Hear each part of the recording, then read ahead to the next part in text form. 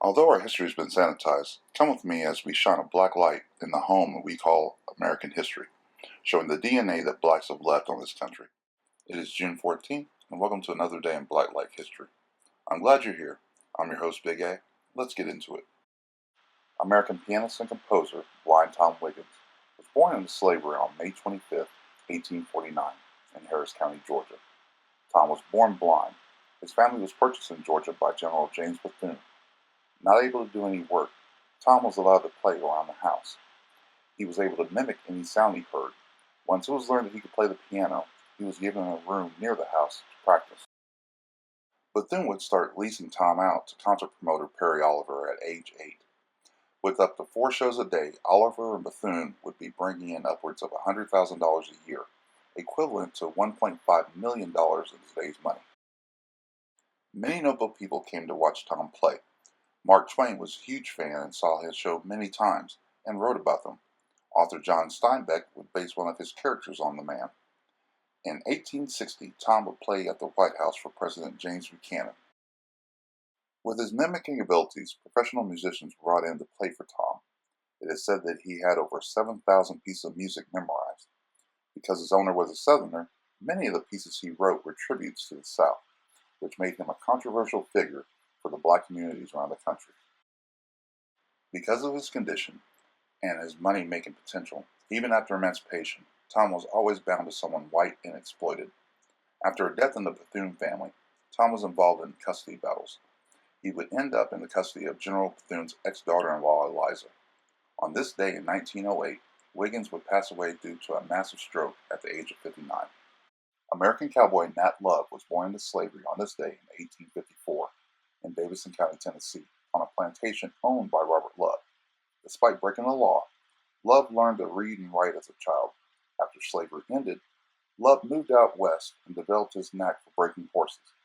He worked out of Dodge City, Kansas for the Duval Ranch driving cattle. An expert roper and marksman, Love would later move to Arizona working on the Gallinger Ranch. While on cattle drives, he would enter rodeo competitions. It was in the town of Deadwood that he would earn the nickname Deadwood Dick. In 1888, he would marry Alice Owens and move to Denver and became a Pullman porter. He would later write an autobiography titled Life and Adventures of Nat Love, better known in the cattle country as Deadwood Dick by himself. He would pass on February 11, 1921, at the age of 67. On this day in 1877, Henry Ossian Flipper would be the first black graduate of West Point. Flipper spent his first year of college at Atlanta University. After that freshman year, Flipper would be appointed to West Point. Upon graduating, Flipper was commissioned as a second lieutenant, and he was appointed to lead the 10th Cavalry, one of 4 Buffalo Soldier units. As a non-white officer, he faced many accusations. In 1881, he was court-martialed for embezzlement. Although he was found innocent of the charge, conduct of becoming an officer was tacked on during the trial. He was found guilty of that and dismissed from the Army. President Bill Clinton would pardon Flipper on February 19, 1999. Jewel Smith, accused of assaulting a white girl, was lynched on this day in 1915 in Winnsboro, South Carolina. Smith was arrested for the assault, and he was transported to the state prison in Columbia until his trial. On the day of his trial, Sheriff Adam Hood and 4 deputies went to retrieve Smith. Once back in Winnsboro, a mob of less than a dozen men tried to take Mr. Smith, but the sheriff refused to give him up. It was 10 a.m. in broad daylight, and the men opened fire on the sheriff and his men. Then Joel Smith was shot to death in the street. Sheriff Hood would die from his wounds, while the deputies were only injured. Joel Smith, however, was dead. I have been unable to find a conviction ever happening in this case. Happy 95th birthday to actress Marla Gibbs. Born in Chicago in 1931, Gibbs would graduate from Wendell Phillips Academy High School before starting her acting career. She would later return to school at Peters Business School. Gibbs's notable acting work include playing Florence Johnson for 11 seasons on the TV show The Jefferson. She would later star as the lead Mary Jenkins for 5 seasons on the show 227. In the late 90s and early 2000s, Gibbs would make regular appearances on the TV show The Hughleys. Gibbs has been nominated for 5 Primetime Emmy Awards and once for a Golden Globe. Gibbs is still acting today, appearing in an episode of Will Trent earlier this year. Born on this day in 1936 is singer-songwriter and founding Four Tops member Obie Benson.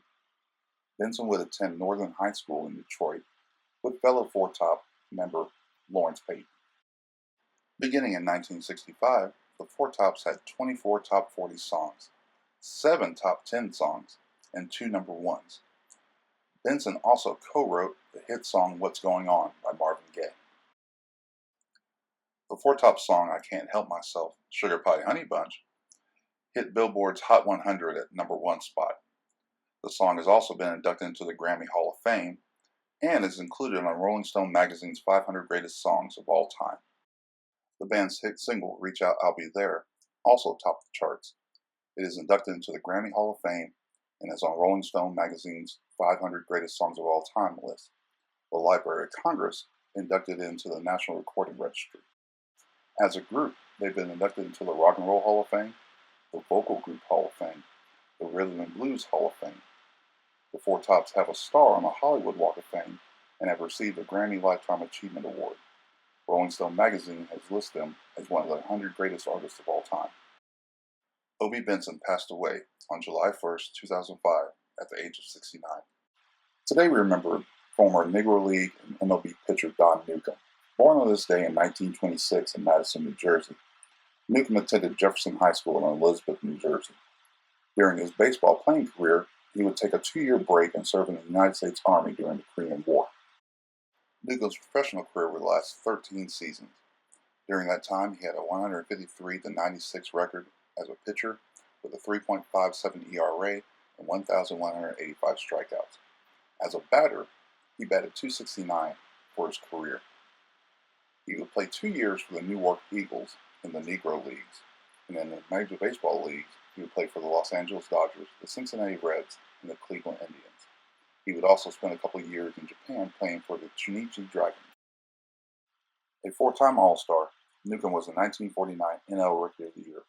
In 1956, he became the NL MVP along with the Cy Young Award winner for that year, making him the first player to ever have those 3 trophies in a career.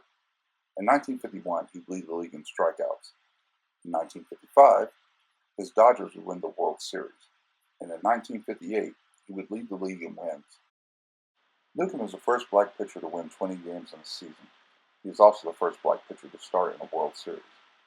On February 12, 2019, at the age of 92, Don Newcombe passed away. As of this date, he is still not inducted into the Baseball Hall of Fame. Wishing a happy 58th birthday to actor and comedian Faison Love. Born on this day in 1968 in Santiago de Cuba, Love graduated from Morris High School in San Diego. Love is best known for his memorable roles in movies such as Baby's Kids, as the character Big Worm in the movie Friday, Don't Be a Menace in South Central While Drinking Your Juice in the Hood, and Money Talks. Happy birthday to U.S. Olympic gymnast Anya Hatch. Born in 1978 in Guantanamo, Cuba, Hatch was originally part of the Cuban national team at the 1996 World Championships in Puerto Rico, winning a bronze medal in vault. Hatch moved to the U.S. and was granted citizenship in 2001. She was the back-to-back U.S. national champion in the vault in 2002 and in 2003. As part of Team USA at the 2004 Athens Olympic Games, Hatch took home a silver team medal and an individual silver in the vault. In 2022, Hatch was inducted into the United States Gymnastics Hall of Fame. Hatch turns 49 today.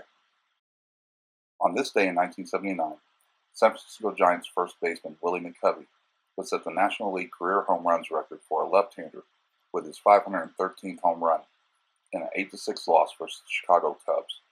He would finish his career with 521 home runs and be inducted into the National Baseball Hall of Fame in 1986.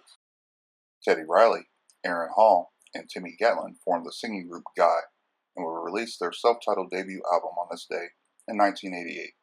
With the hit singles Groove Me and Teddy's Jam, the album would go on to top the Billboard R&B chart and become a certified double platinum album. Aaron's brother Damon would replace Gatlin after the recording of the album. On this day in 1992, St. Louis Cardinals shortstop Ozzie Smith would set the National League double play record, by being involved in his 1,305th double play. The Wizard would go on to be inducted into the National Baseball Hall of Fame in 2002. And that concludes today's events. If you enjoyed the content, please like and subscribe to the channel. And remember, powers that be try to erase our history, but today can be the day that you achieve something that we can discuss next year on Blacklight History.